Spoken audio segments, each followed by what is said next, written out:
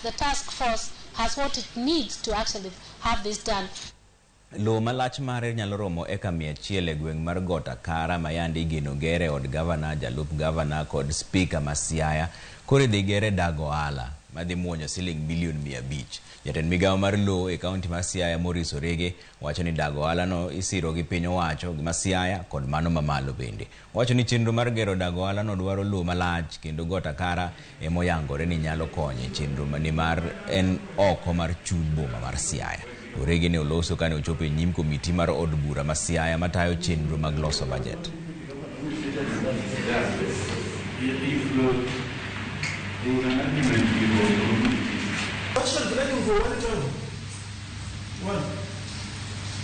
The national government has made an offer to our counties to find lands on which it would assist to establish industrial parks.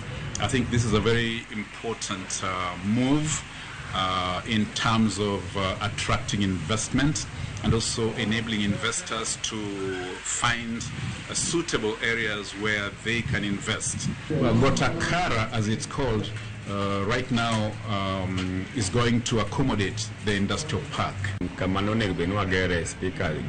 Speaker's residence, governor's residence, and deputy governor's residence at Got Akara.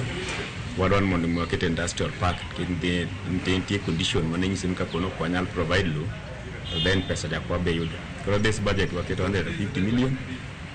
Wangen the national government then another 150 million. So the budget mabiro ma 2023-2024 wangen wade chako the industrial park at a cost of 300 million.